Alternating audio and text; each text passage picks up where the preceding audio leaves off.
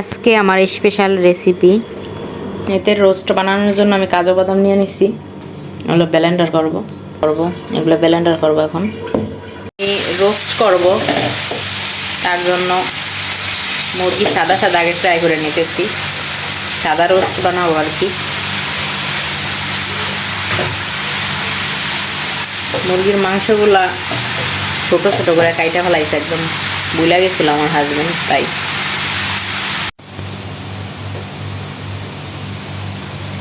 তো আমার পেঁয়াজি হয়ে গেছে, এখন এগুলোর ভিতরে আমি দিয়ে দেবো আদা বাটা,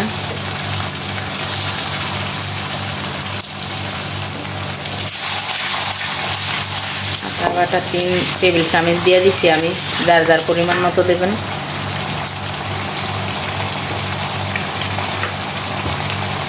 তারপর দিয়ে দেবো রসুনের পেস্ট,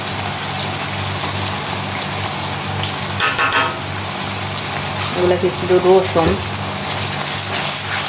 পেস্ট করে রাখছি, আর এরকম কালার হয়ে গেছে, কেন হয়েছে জানি না। তো দিয়ে দিলাম আমি রসুনের পেস্ট, গরম মশলা দিয়ে দিলাম। একটু আমি মশলা দিয়ে দিচ্ছি, এখন আমি করবো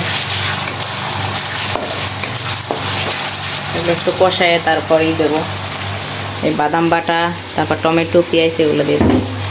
আমি জিরার গুঁড়া ধনিয়ার গুঁড়া দিয়ে দিচ্ছি, এখন আমি এই পেস্ট এগুলো দিয়ে দেবো। এগুলো বাদাম আর টমেটো আর পেঁয়াজ পেস্ট,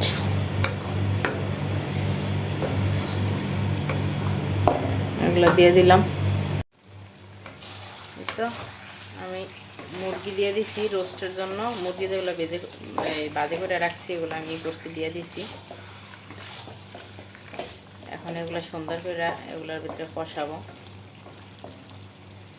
দেখেন কি সুন্দর একবারে কালার আসছে, অনেক সুন্দর কালারটা,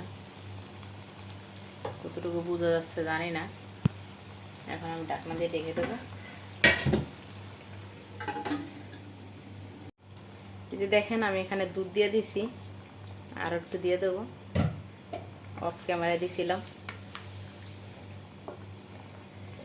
দেখেন কি সুন্দর কালার আসছে।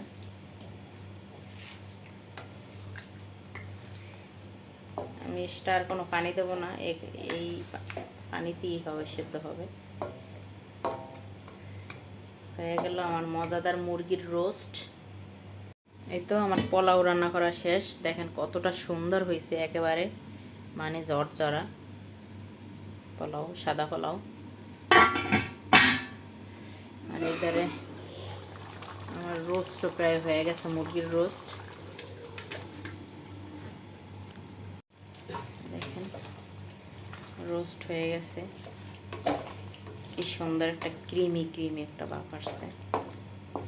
এরকম করে আপনারা বানায় খাইতে পারেন।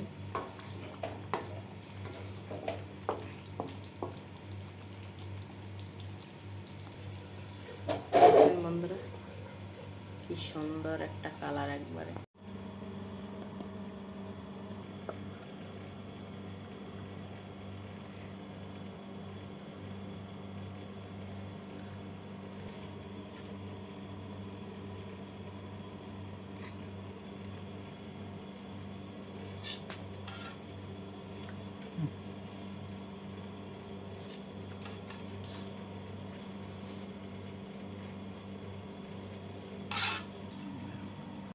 তো বন্ধুরা আমার ভিডিওটা ভালো লাগলে লাইক কমেন্ট শেয়ার করবেন, আর অবশ্যই জানাবেন যে আমি কি টপিক নিয়ে ভিডিও বানাবো।